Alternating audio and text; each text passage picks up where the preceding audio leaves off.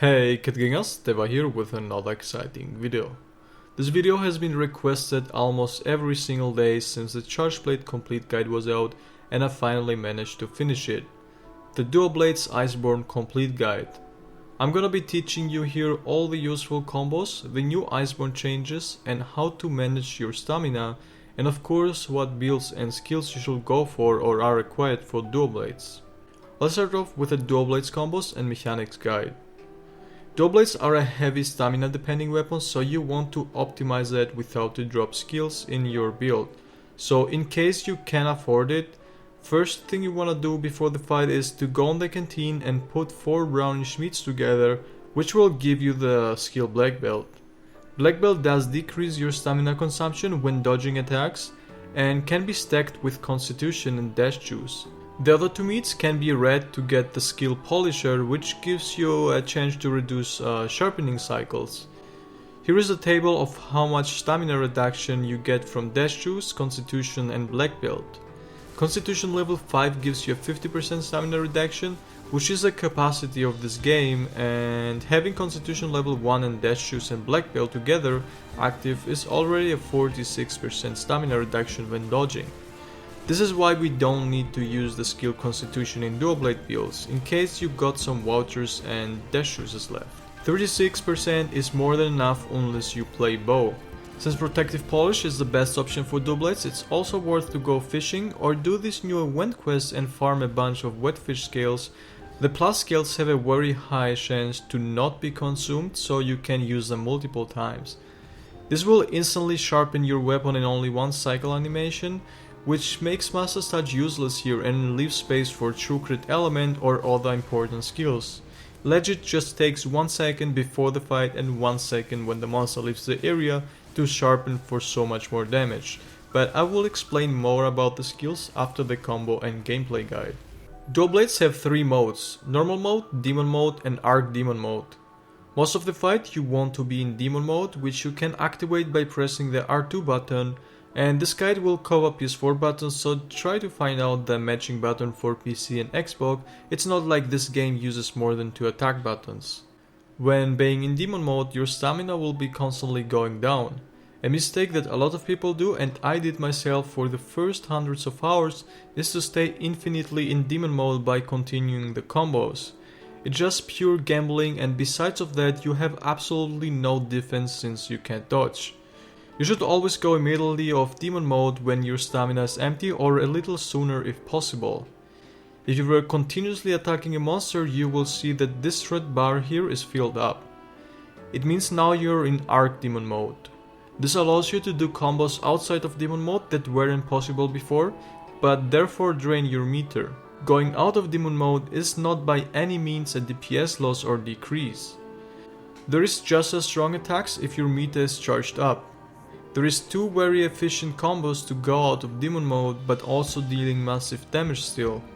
The first is the Demon Flurry Rush. You can do it with the circle button and is the best combo after going out of Demon Mode, dealing damage while regaining stamina since it doesn't waste any and instantly going back to Demon Mode.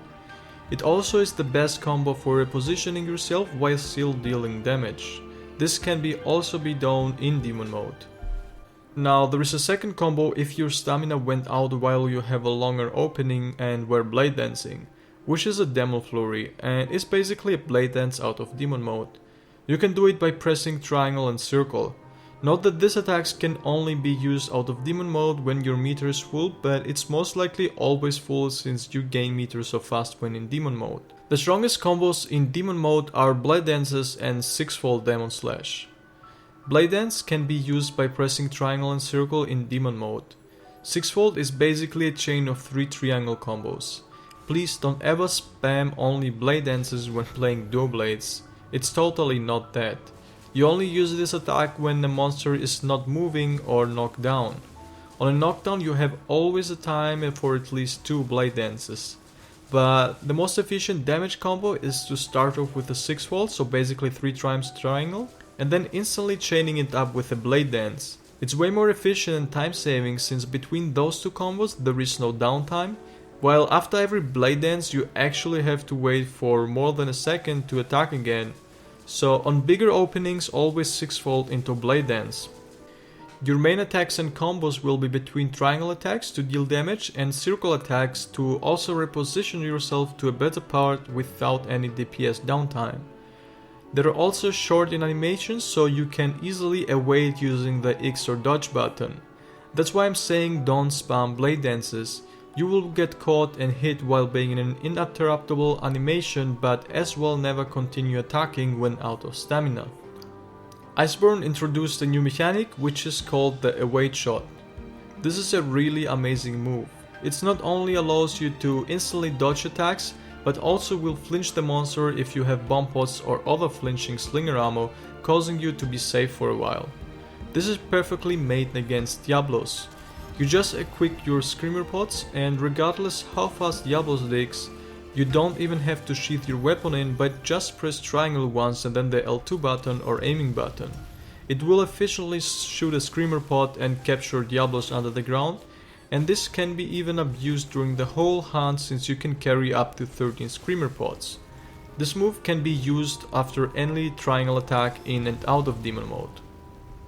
Capcom also added an instant tenderizing mechanics for dual blades, which is a really overpowered move because you don't lose any damage while doing it, but also instantly tenderize a part without having to clutch clone the monster 2 times. This can be done only in demon mode by doing 3 circle combos and then pressing the L2 button. So even if you're on distance, Demon Flurry Rush will move you closer than doing the double round slash and pressing L2 or the aiming button depending on your console to clutch clone the monster, and I will recommend you to spam triangle at that point to tenderize the monster part without being stuck on it. If you don't press triangle fast enough, it will count as a normal tenderizing hit. You can see this at the training area. By trying to delay the triangle a bit, it will give you a different combo name. The Beyblade is a situational attack and extremely overpowered on monsters that have a good Hitzonevalues on their whole body, for example Velkana. To perform this, you must slide. All you have to do to slide is to press the circle button on any slightly curved ground. Like literally even the tiniest curve on the ground allows you to slide, which is very ridiculous. Also, the Velkana icy spots on the ground do count as a sliding spot as well. You can do this in and out of demon mode. Now, if you press the triangle button, it will perform a spinning meter blade dance, which will automatically turn into a Beyblade when having the right angle with the monster. You can also press another triangle and move your stick to another direction to change your direction mid-air. I highly recommend to do the High Rank Nergigante optional quest to train this move. It's really satisfying and so easy to pull off. You can also do the spinning blade dance by standing on the ledge by pressing the evade button. For this one you must be in demon mode and of course have enough stamina to dodge. I'm aware that there is more combos, but I'm just showing the most important combos and efficient to use in a hunt. If it was not included in this video, I mostly forgot about it or is simply just not efficient to use in a hunt than using the other combos I showed you. Your goal with any weapons in the game will be about 90% of the time to hit the monster's head, since it takes the most damage out of all parts, but therefore you would have to check the Hitzonevalues for each monster specific to confirm that.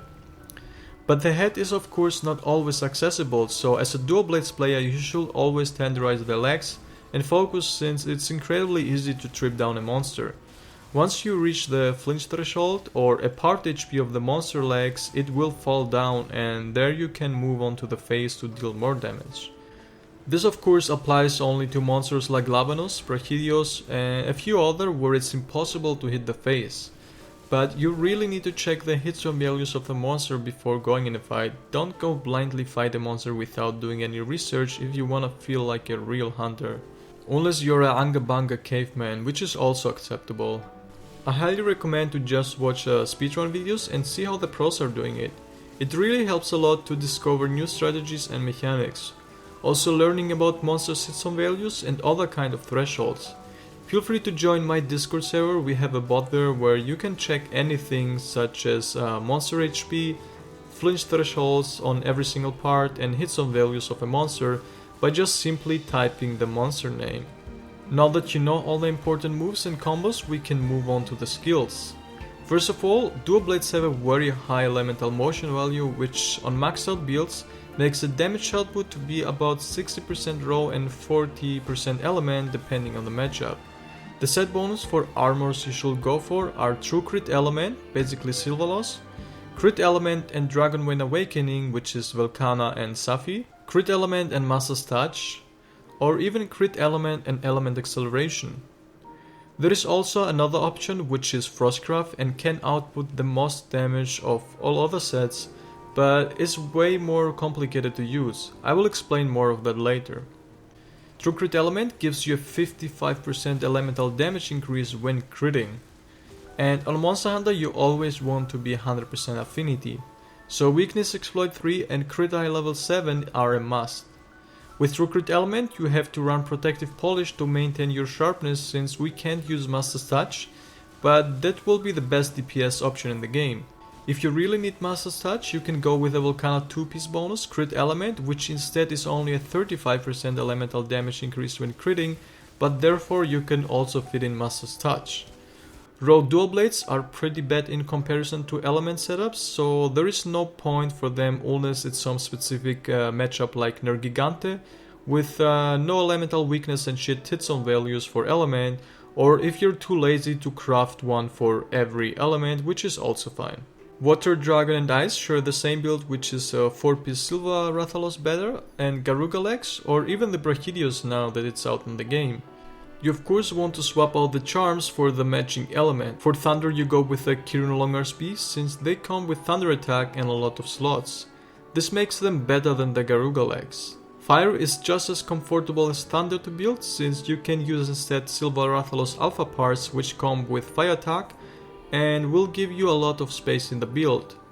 The current meta for all elements are the Safi Jiiva dual blades, which you also want to upgrade for 5 times element. There is also a second option for the Water, Ice and Dragon element, which is Crit Element and Dragon Vein Awakening. The Safi 3-set bonus gives you 20% affinity and 80 element, which almost comes up with a 20% loss from True Crit Element. This build's maxed out will give you on those elements 1-2% damage increase over True Crit Element in the best case. I do not recommend them simply of how annoying it is to deal with a constant damage loss from the Safi skill. If you're confident with not hitting the air or getting hit, feel free to go for them, but in all honest, that 1-2% damage increase are literally just paper numbers and won't even help you cut even a few seconds or 1 second in a hunt, while also being a very uncomfortable build without health regeneration because you want to keep resentment up, else it's not even worth to go for this armor for that 1% damage increase. But a really great combination here is Latent Power. Safi armor damages you and it allows you to activate Latent Power really quickly and have an amazing uptime. Latent Power gives you fixed affinity but as well a 50% stamina loss decrease when maxed out. NAMIELLE set bonus is not the best option for damage increase, but it comes with a skill Stamina Surge and Constitution, which helps you incredibly much to manage your stamina. Stamina Surge gives you 30% stamina recovery rate, and for the most efficient playstyle, you will have to go a lot out of demon mode and recover your stamina. The skill Marathon Runner on the other hand is pretty bad and not worth it by any means, since you don't want to stay in demon mode, and anyway you will have regardless to dodge attacks pretty often, so it makes it pretty useless. You instead wanna go with Constitution, which reduces the stamina cost when dodging attacks. If you watch the whole combo and weapon mechanics guide, you will know how important it is to go out of demon mode and how quickly your stamina does refill while also attacking the monster with specific combos. So back to Master's Touch and Volcana. Master's Touch is a very comfortable skill, but Protective Polish makes it simply useless.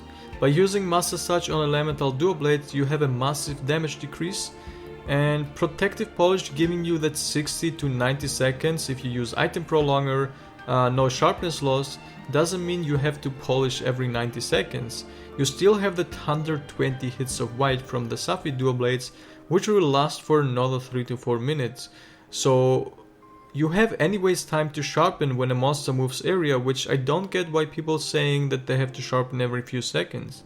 At that point you also sharpen with Master's Touch when a monster leaves the area, so why not just go Protective Polish? It's legit the same, just so much more damage, but do whatever you want, I don't care much about that. Play whatever is comfortable for you, it's your game and you can do whatever you want with it. Just a reminder that on the Spring Festival we have the Wetfish quest to farm the Wetfish Scale Plus, which allows you to instantly sharpen. Legit just 1 second sharpening, and you can do it before approaching the monster and will last forever or till the monster moves. This skill is one of the biggest damage boosts you can add in your build after having maxed out element and 100% crit chance. About 50% of the monsters on the game will give you blights. Once the blight wears off or manually removed, you will receive a boost of 18 base row if I remember correctly and 90 element. This is basically 10% more damage. Having blight resistance 2 in the build, or basically using the Safi armor, makes every blight last for only 10 seconds, and this is a perfect combination of the skills for an efficient activation. Like, you don't even have to sheath in, but just get hit by a blight giving attack and wait 10 seconds for it to activate without to even interrupt your combat. There is no more important skill than crit boost. This will increase your raw crit damage regardless if you play elemental or raw weapons. Raw damage is always superior and beats element on every single weapon. The only reason why bow or dual blades benefit from element is because half of their damage is scaled from the element, while for example greatsword it's only like 1% elemental scaling, which makes no sense to use any amount of element there. Even if the monster is weak to element, you still wanna go with blast, it's simply more damage for longsword, hammer. For example also hammer and longsword, you're better off using 2 attack boost than maxed out element. Frostcraft is an insane damage boost for limited amount of hits. It's the best skill if you use in your hand traps or other kind of CCs. For example, put a trap down, blade dance, trap down, blade dance, trap down, blade dance, trap down, and KO. So basically every time you sheath in a weapon to put a trap down, your meter will be going back up and give you that insanely broken burst damage. I have covered a build video with more in-depth information, but to make it here quickly clear, a Frostcraft is only worth it if you do exactly 45 hits or less before you refill your meter. After doing more than 45 hits, you will drastically drop damage on every single hit than when using other builds.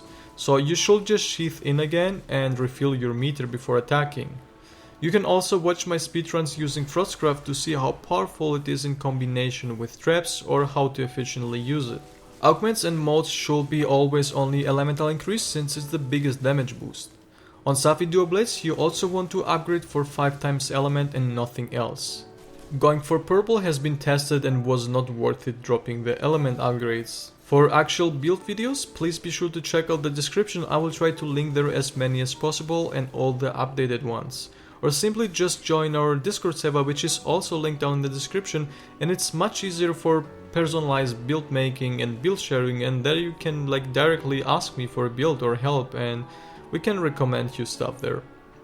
So this was pretty much it. I hope you guys enjoyed it and could learn 1 or 2 new things about dual blades.